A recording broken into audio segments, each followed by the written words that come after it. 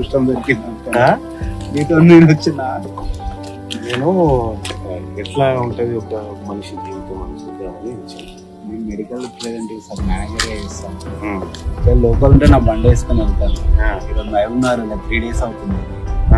ఈ రోజే వచ్చిన ఆడ బస్ దిగి ర్యాపిడో బుక్ చేసుకొని ర్యాపిడో బుక్ చేసుకున్నాను. సో నీ ర్యాపిడో బండి నడిపింది నేనే అని తెలుసా? మాస్క్ హెల్మెట్ పెట్టుకున్నారు, మాస్క్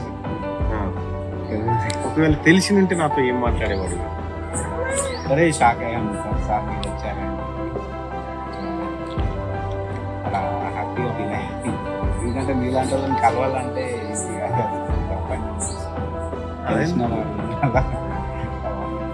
యాక్చువల్గా నేను అంటే సాధారణ పిల్లలతో మాట్లాడడానికి ఇది ఒక ఆప్షన్.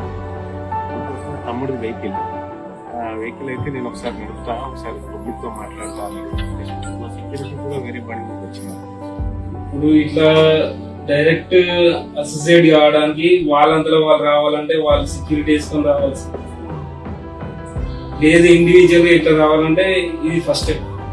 అంటే నేను సాధారణంగా నేనేం చేసిన అంటే నేను ఏదైనా ఒక ఎవరితోనైనా సామాన్య ప్రజలతో మాట్లాడదాం అనిపిస్తుంటే ర్యాపిడో బండి ర్యాపిడో బండిని మీ అన్న బుక్ చేసుకున్నాను.